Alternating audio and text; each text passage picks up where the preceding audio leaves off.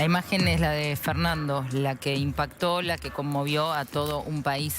Estamos a 4 días, el lunes comienza el juicio, 130 testigos y veremos qué dice la justicia respecto de estos 8 rugbyers que esa noche lo mataron a golpes. Está Sebastián Domenech en vivo en Melchor Romero. Hola Seba, buen día, contanos.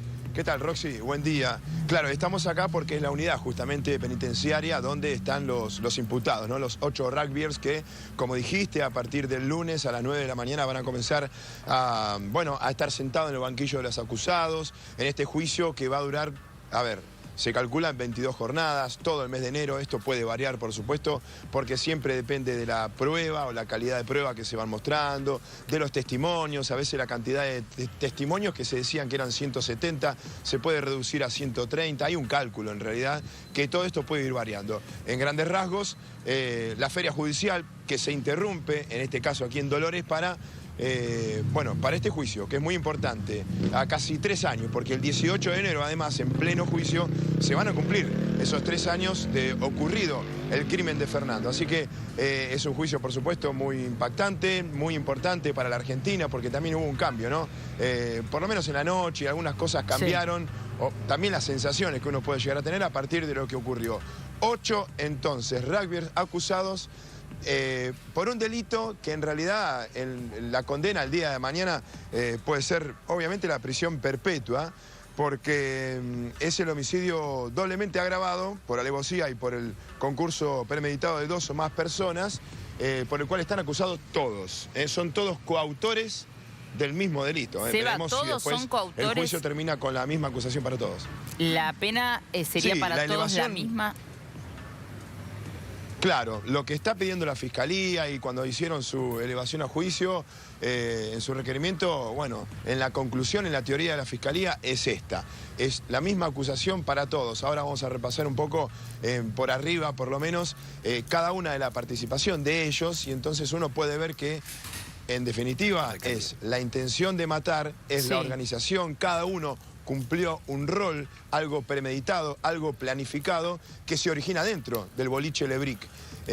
Y el 18 de enero, entonces, en aquella madrugada, y afuera ellos se organizaron para darle muerte a Fernando Báez Sosa. Esta es la teoría. Por supuesto, se tiene que comprobar para esos juicios. Estábamos viendo algunos de ellos y veíamos qué participación o qué hizo cada uno de ellos, porque además se reconstruyó cuál fue la participación, más allá de esta planificación conjunta, la participación individual de cada uno adentro del boliche, a la salida, después en el momento de la muerte, del crimen de Fernando Báez Sosa. Quiero preguntarte por cómo han pasado este tiempo ellos en prisión, si han tenido visitas de los padres, si ha sabido de estos acusados, si han tenido buena conducta. ¿Hay algún detalle? Es todo muy hermético y sabemos que ellos por lo menos nunca han hablado y posiblemente la primera vez sea a partir de la semana que viene. Claro, es verdad que el pacto de silencio, siempre se habló, ¿no?, del pacto de silencio que se mantuvo. ¿Por qué pacto de silencio se dice? Porque en realidad, más allá de si ellos organizaron un pacto de silencio, la realidad es que no hablaron ante la fiscal en su momento. Y ahí ya empezamos a ver que nadie, claro, son 8 personas, en su momento eran 10, recordemos que 2 fueron liberados porque no se los localiza en la escena del hecho, ni con cámaras ni con testigos. Ellos no hablaron en su momento en las indagatorias y uno puede decir, bueno, evidentemente preparan un mismo discurso, eso puede ser, están en su derecho, pero bueno, vamos a ver qué es lo que pasa ahora en el juicio. Van a tener que hablar, porque además va a haber pruebas, hay testimonios, hay audios. Recordemos que hay audios fundamentales, no solo de los protagonistas, sino también de amigos de ellos, grupo de WhatsApp, que iba revelando todo lo que estaba ocurriendo. Aquellas cámaras de seguridad que se ven, no solo las grabaciones de adentro del boliche, cuando lo sacan del boliche al grupo de amigos, sino también las que están afuera, grabaciones directamente de sus propios protagonistas, porque uno de ellos grabó estando adentro cuando los van sacando, que después los conocimos todos estos videos porque eran parte de la justicia, y graba parte de la secuencia, también el inicio del ataque.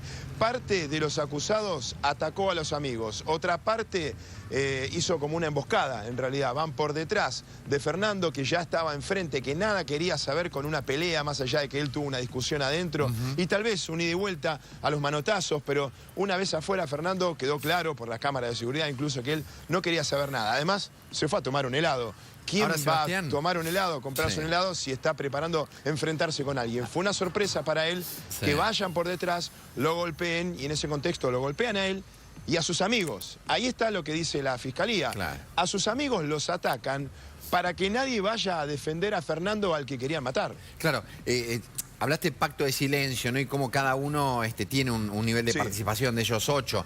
Uno imagina que en algún momento esto se mantiene como muy rígido, muy firme.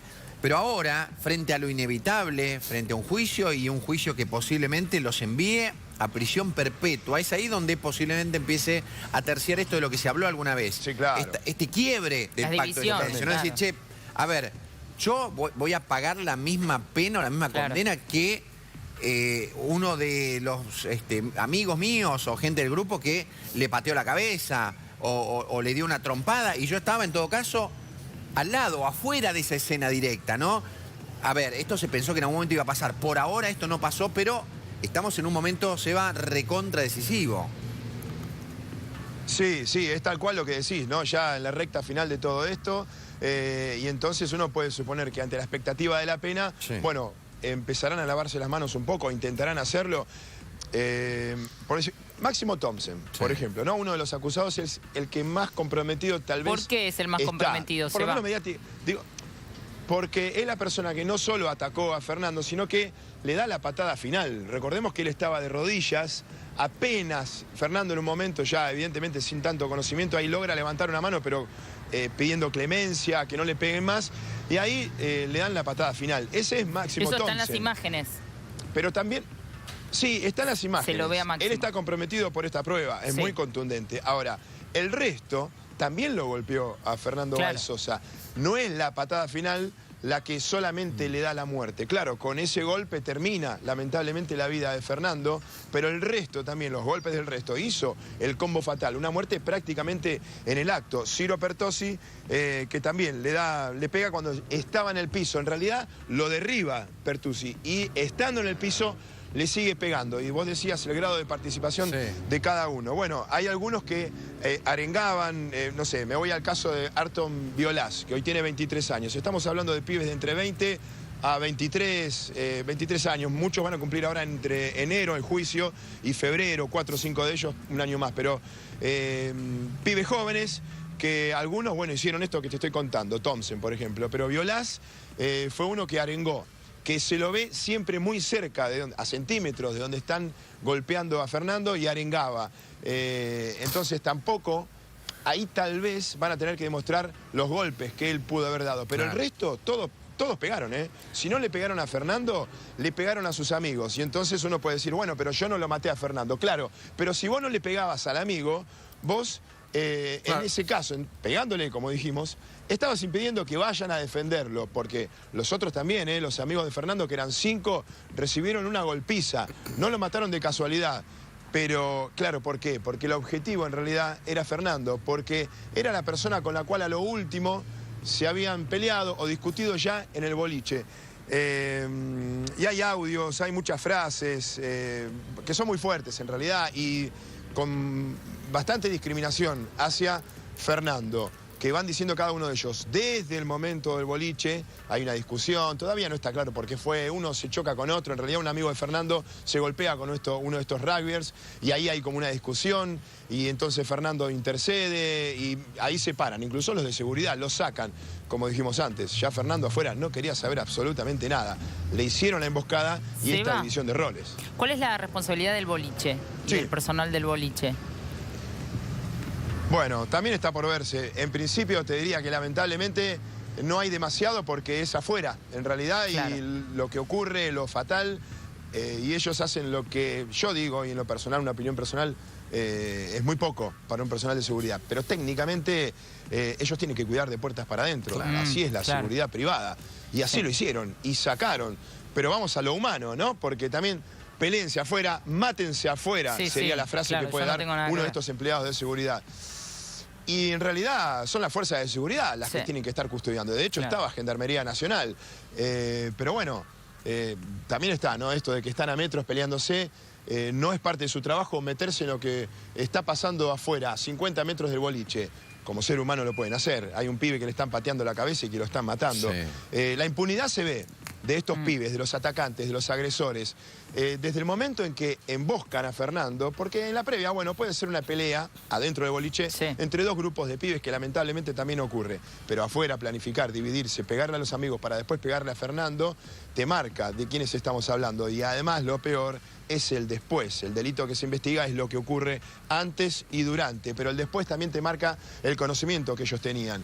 Se fueron caminando, se fueron a la casa que estaban alquilando, se fueron a comer hamburguesas, en ese momento intentaron hacerlo, a uno de ellos, a Thompson le secuestraron la zapatilla con sangre seca, sangre en la punta de la zapatilla, y uno de ellos iba chupando los dedos con sangre cuando fueron interceptados por la policía, que después siguieron caminando, pero se iban limpiando tal vez su propia sangre o la de Fernando, pero ya ellos sabían lo que habían hecho, ni hablar de aquella frase caducó, ¿no? Estoy acá, dice uno de ellos, donde está la policía, están todos a los gritos, llamaron a la ambulancia, caducó. Supieron en ese momento que habían matado a alguien.